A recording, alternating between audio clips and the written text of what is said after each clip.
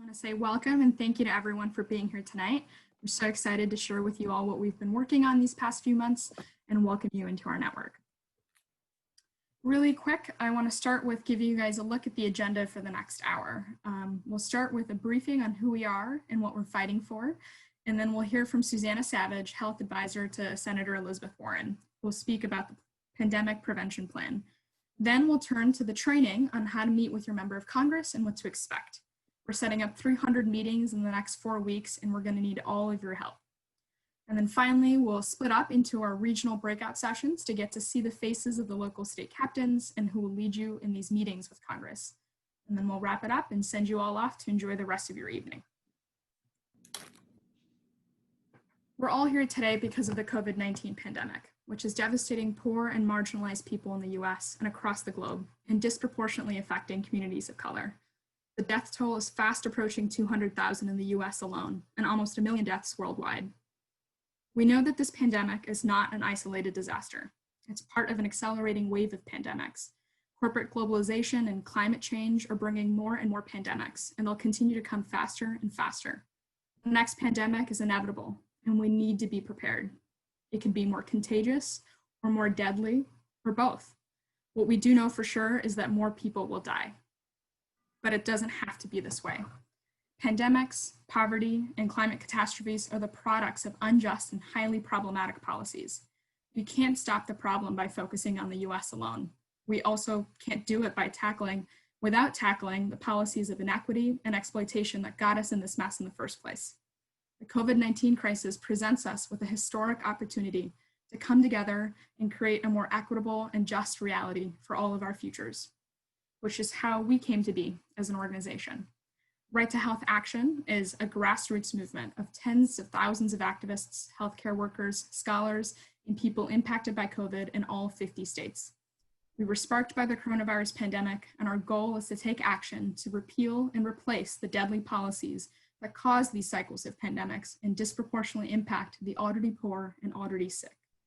We do this by hosting online teach-ins that bring together activists like yourself and experts to discuss pressing issues of health and human rights. We also work to train grassroots leaders like yourself to mobilize within their communities and push for shared action.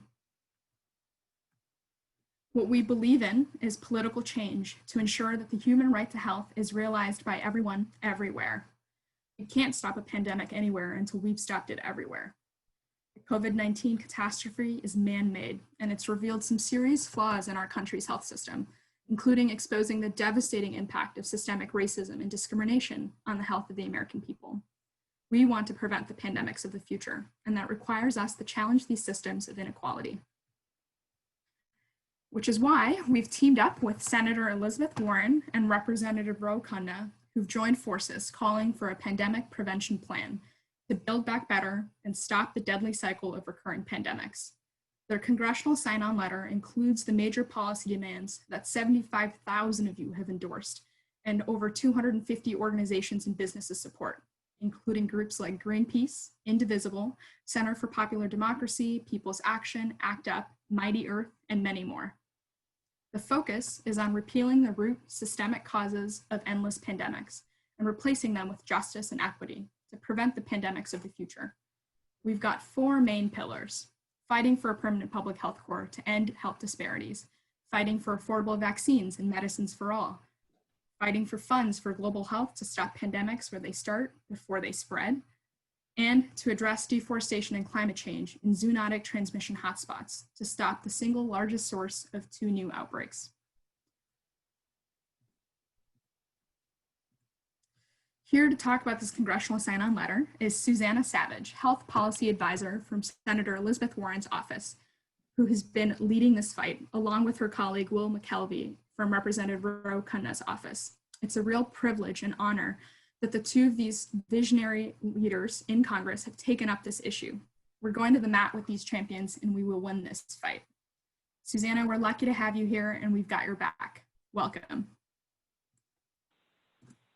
Thanks so much for that introduction and for explaining all of the really critical work that needs to be done sort of to get us past the COVID pandemic and prevent and mitigate future pandemics. I know I speak for Representative Khanna's team, and Will, in thanking all of you for being here and being willing to work with your elected officials to make some of this happen, hopefully all of it happen. I think to start, I just want to acknowledge.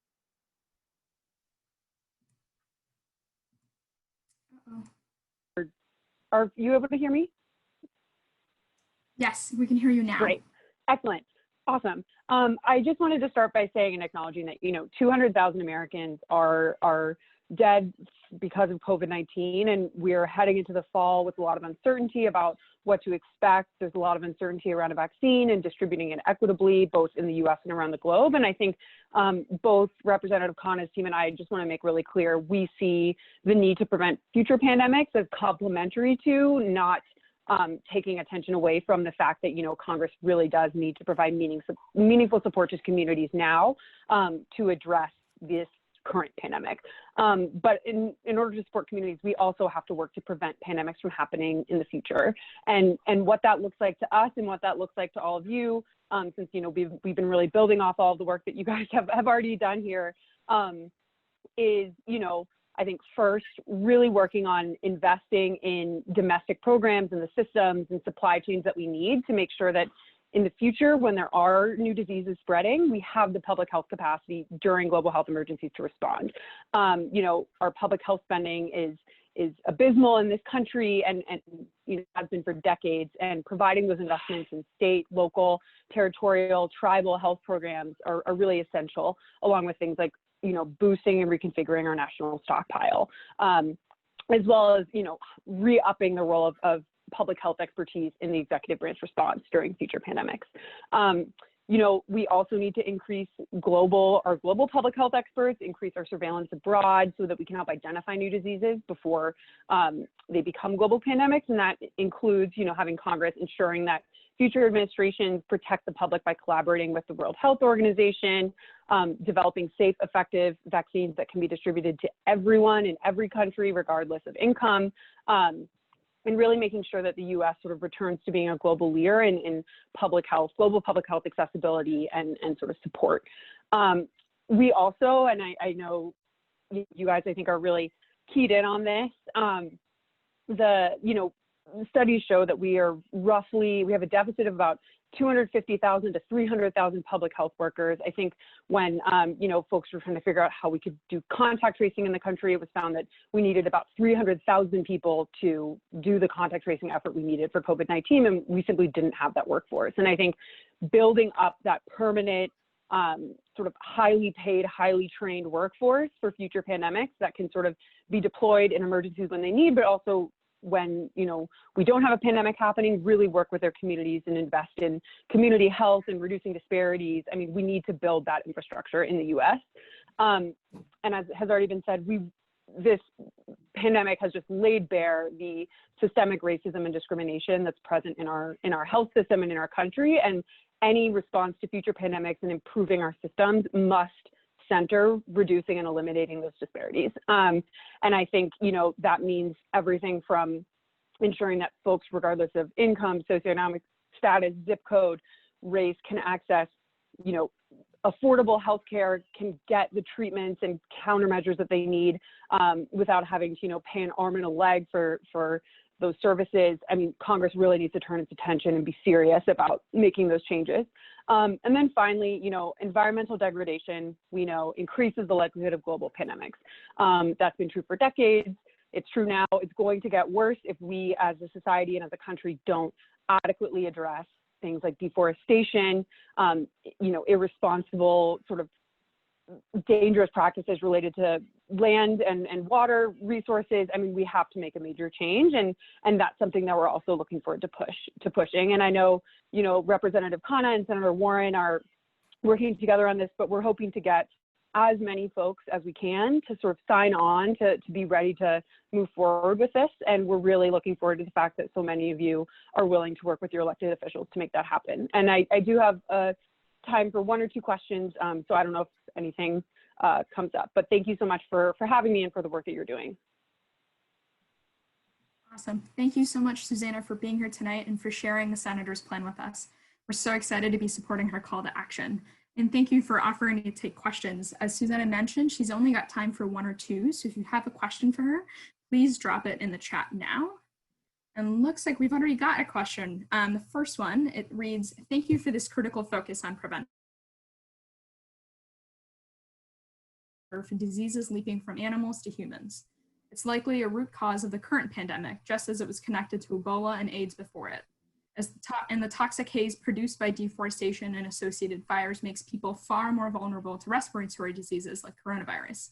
What policies can Congress and a new administration adopt to end tropical deforestation and wildlife trafficking as part of a pandemic prevention effort? Yeah, thanks for that question. And sort of two things come to mind, and this is by no means by no means the only answers to these questions. I mean, I think the first thing is, this administration, and again, over decades, our government has systemically defunded the global surveillance systems necessary to both track emerging diseases abroad, but also train and work with sort of public health systems around the world to help identify these dangerous or risky practices. And so I think boosting funding for programs that engage in surveillance, that work with other countries to help ensure that everyone is engaging in these, is not engaging in these harmful practices is one thing. I think another thing that's come up, and I've heard a lot about today, for example, is the idea of finding some way to enact sort of economic or other penalties on companies or on government, but particularly private sector companies that don't adhere to these safe practices. So I think that those are things that we're currently considering and looking forward to honing more specifically as we move forward with this letter and as we sort of move forward into the next few months. Thank you, Susanna, for that answer. It looks like we've got one last question for you here in the chat. It says, how can we ensure that vaccines and medicines are affordable to all?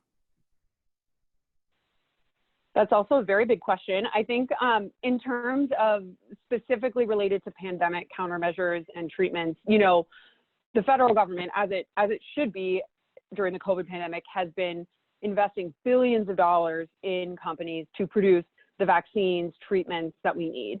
And as part of those, of putting out that funding, the federal government can, if it wants, put in reasonable pricing controls or put in requirements for how companies that receive that money should be selling it to consumers or otherwise. And I think that, many people in Congress, my boss, others, Representative Khanna, have been pushing for the government to utilize its existing authorities as well as potentially think about creating new ones to help ensure that these countermeasures are affordable, and that's something that we want to be full steam ahead on moving forward. Sounds fantastic. We're so glad to be working with you in your office on this. Thank you so much, Susanna, for being here tonight. I know you have to go, but we appreciate your time. And we'll keep going on with the presentation. Thank you. Yeah, thank you to all of you. Have a good rest of your night.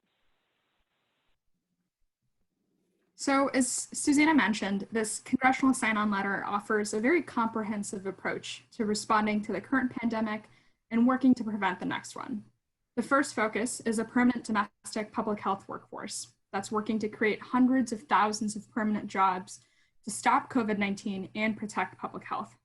Once the pandemic has waned, the Corps can engage and organize with local communities to address the broader racial and environmental determinants of health, including access to safe housing, healthy food, addiction treatment, and ensuring that high-quality, low-cost healthcare is available to all Americans. Given that the crucial role these core workers are playing within our health system, we demand that they be paid a fair and living wage, preferably equivalent to that of census takers, and be supported to unionize. The next big pillar of our demands is a guarantee of urgently needed affordable medicines and vaccines for everyone, everywhere. Just as Susanna was saying in her answer to the last question, this is essential if we want to stop this pandemic. And that means rejoining the world to embrace open source research and supporting the global cooperative COVAX effort to accelerate the development and manufacturing of COVID-19 vaccines and to guarantee fair and equitable access for every country in the world. In particular, COVID-19 tests, medicines, and vaccines in the United States should be subject to fair pricing rules based on therapeutic value, public and private investment, and be priced no higher than the median cost of economically similar reference countries. The third big focus of our demands is ensuring global health support around the world in an effort to stop the spread of new diseases. This would include fulfilling our financial commitments to international health organizations and rejoining the World Health Organization. We also ask that Congress provide funds for public sector health systems and community support in low and middle income countries for things like labs, surveillance systems, and tracking systems so that we can catch outbreaks and stop pandemics where they start and before they spread. Hopefully, when it's time to work on legislation, we'll be funding a global health initiative to meet WHO's international health regulations in 5 years.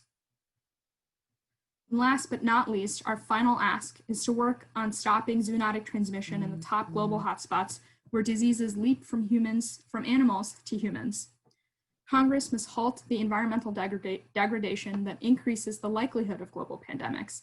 This has created, quote unquote, a perfect storm for the accelerating rise of global pandemics. It's important to note that this environmental devastation has a disproportionate impact on communities of color and indigenous communities across the globe.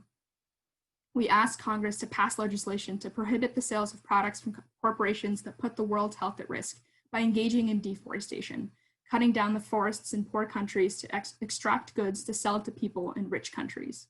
We also need to provide funds to indigenous people and local communities to restore land and water resources and provide an economic alternative to burning the Amazon, palm oil plantations, bushmeat trade, and strip mines for US cell phones.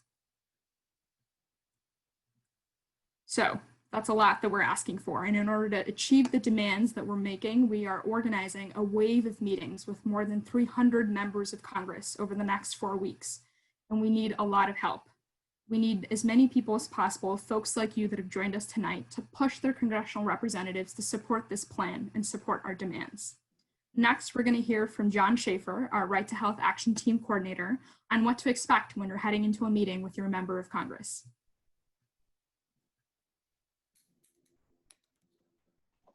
All right, can you hear me? Yep. Hey, everybody. Yeah, so my name's John. I am an organizer and a grad student, and I feel really privileged to be with you all tonight. So we're gonna do actually something kind of fun. We're gonna do a skit, and we're going to show and model for you all what this looks like. I mean, many of us probably have never met with a member of Congress before. Some of us have. But it might seem mysterious. It's not that mysterious. It's just like this. It's a Zoom call.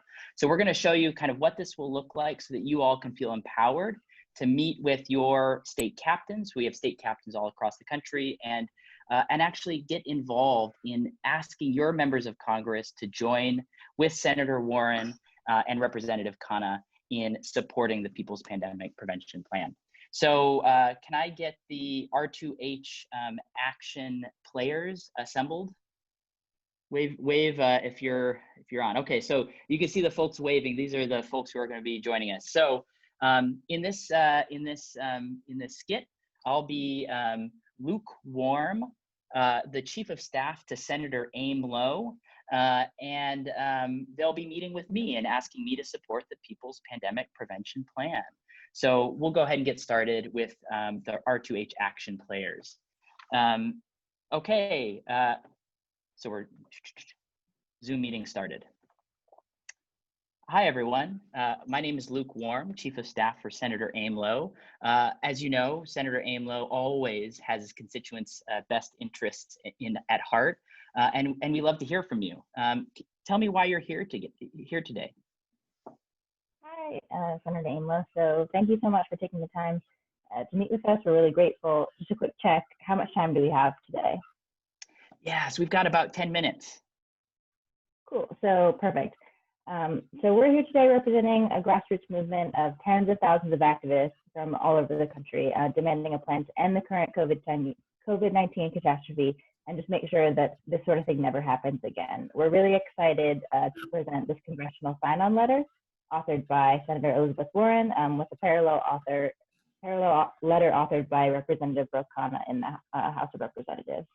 So before we get into that, let's just do a quick round of introductions. So Ashwini, do you want to introduce yourself? Sure. So my name is Ashwini, and I'm an undergraduate student in Chicago. My family has been devastated socially and financially because of this pandemic, and numerous families have similarly been affected. Allie?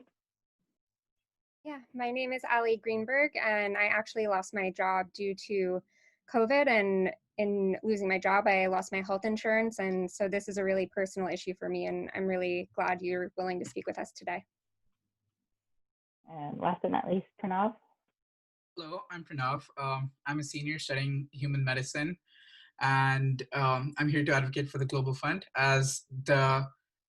As a first-generation immigrant, I've seen how COVID's impacting our home here in the US and across the world. So I'm here to share what's deeply important to me. Thanks, team.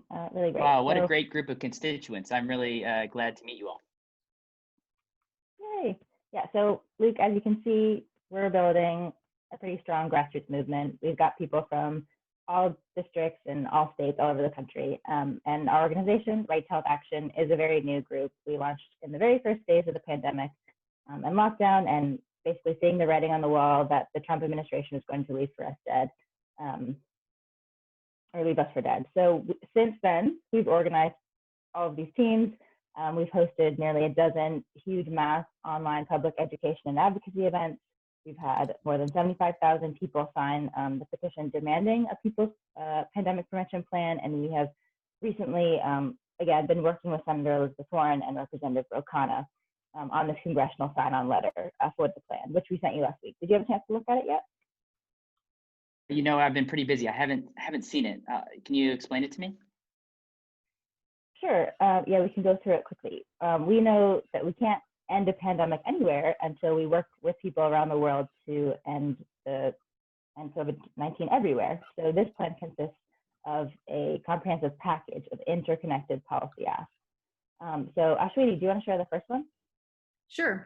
So our first part of the plan is to create 250,000 permanent, high-paying public health jobs that can help rebuild our depleted public health workforce. So this public health core can act as contact tracers and other support workers during this pandemic, as well as future pandemics. They can work on contact tracing, disease surveillance, and in future public health emergencies, be ready to support their communities. When the pandemic eases, this public health workforce can continue to work to reduce health disparities and address social determinants of health. In short, the first tenet of our pandemic prevention plan is to create 250,000 high-paying permanent public health jobs. Wow, it seems like a good idea. Thanks, Ashwini. So Ali, do you want to dive into the second point? Yeah, so as someone who has personally been dealing with the challenge of accessing medicines without health insurance, I've become very aware of just how expensive medications are out of pocket. And this is definitely going to be a huge issue with COVID when we think about diagnostics, treatments, and vaccines.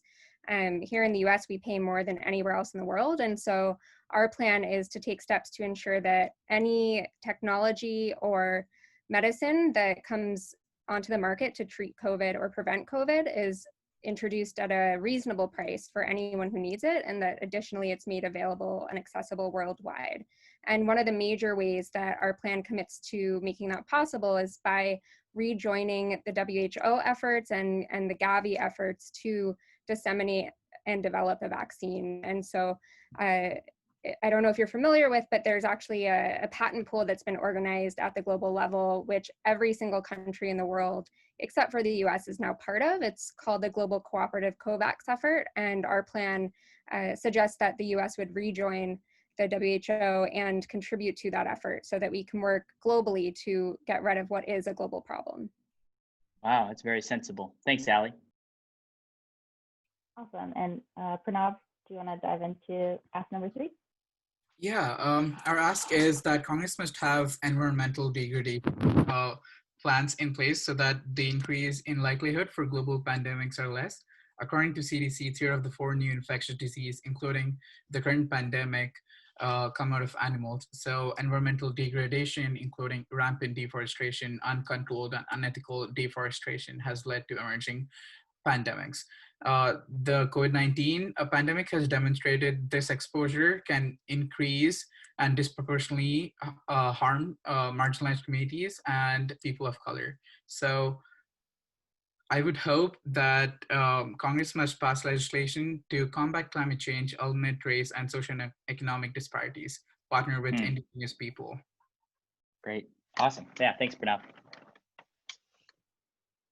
Yeah, thanks, Pranav. And so I'll just quickly cover the last policy ask, which is basically to stop pandemics where they begin, which is through the zoonotic transmission of viruses in animal populations to humans. So environmental devastation, kind of like Pranav just touched on, particularly global deforestation, has kind of created a perfect storm for the rise of global pandemics like COVID-19 and many before that. So Congress must pass legislation to tackle climate change, partner with local communities to protect and restore our land and water resources, but then goes in further and actively prevent and penalize these dangerous practices like deforestation and irresponsible farming. So those are the 4 things that we're calling for. Already we have dozens of senators and many, many more members in the House of Representatives who have signed on to this letter written by Warren and Khanna. We're hoping to build lots and lots of more congressional support this fall, and we'll continue to work with our champions to push bills that reflect these 4 policy asks in the next congressional session. So Luke, will Senator Amlo sign onto this letter? Well, you know, these things take some time. You know, I'd have to run this up the flagpole and, you know, make sure I get sign off from my boss. Can I get back to you? Yeah, of course, totally understandable. I will say we do have a short period to get commitments and co-signers. This letter is really important, and we'd hate to have Senator Amlo left off. So we really need a firm commitment and signature in 2 weeks' time. Can you commit to that? Yeah, I should be able to. I've got a meeting with the senator mid next week, and I can run this by him then. Does that seem reasonable? Yeah, sounds good. What time and when and what time can I follow up for confirmation? I think next Wednesday, close of business. Sounds good. I'll give you a call then, remind you via email, and we'll get a confirmation on his signature. Great. Awesome. You know, I really especially like that thing about medicines. We got to make sure that everybody's got the tools and the vaccines and the medicines that they need to live. So I think my boss is really going to dig that too. So hey, thank you all so much for being active and for being great citizens and for pushing us on this. I appreciated this meeting. And thanks for giving us the time to speak to you. Great. And scene. So as you see, none of this is rocket science. This isn't hard. This is about going to our elected officials who work for us. We are their bosses, and asking them to support things that we stand for. And we have a movement behind us, right? It's not just the 140 or 150 of us on here. We have tens of thousands of activists across the country who are working with us on this. And so we're gonna, you know, in the next coming months, pile up a whole bunch of commitments along with Senator Warren and Representative Khanna to pave the way for real law, real legislation that we can then go win in January. So now's the time. We need each and every one of you in meetings with your members of Congress making these demands. But that's it from me, and I want to pass it back to Akshita. Thanks, John and team, for that lovely skit. I think probably my favorite part was your name, Lukewarm. It's a great name, especially when you're serving the Senator Amlo. It's a pretty good one. I hope everybody picked up on that cheeky little pun.